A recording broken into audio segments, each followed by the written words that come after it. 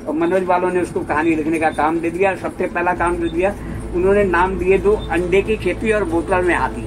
कहने लगे टाइटल बने हुए, पहले इन पे लिख के ले आओ।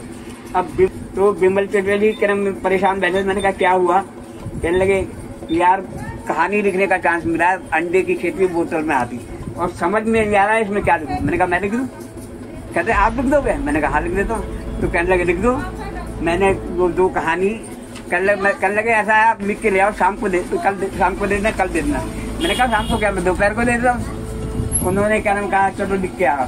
मैं लिख के लाया बिमल चटर्जी। उसके बाद बिमल चटर्जी से मेरी सेटिंग ये हुई, 5 रुपए कहानी देते थे पर कहानी में, और मतलब मेरी तुम 2-3 कहानी 4 कहानी लिख के देते जाओ।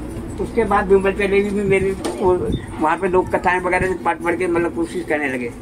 फिर उन दोनों किताबें जो बिमल चटर्जी के नाम से छपी, उनका एंड मैंने किया। इसी तरह के जब बिमल चटर्जी अपनी मतलब वो चोट सीरीज लिख रहे थे मेरठ में ज्योति पॉकेट बुक्स में, तो पहली चोट, दूसरी चोट, तीसरी चोट, और चोट पर चोट का एंड मतलब मैंने लिखा था लास्ट किताब का। और बाद में तो हम दोनों मिलकर लिखने लगे थे, एक सीन मैं लिख रहा हूँ एक बिमल, एक सीन मैं लिख रहा हूँ एक बिमल।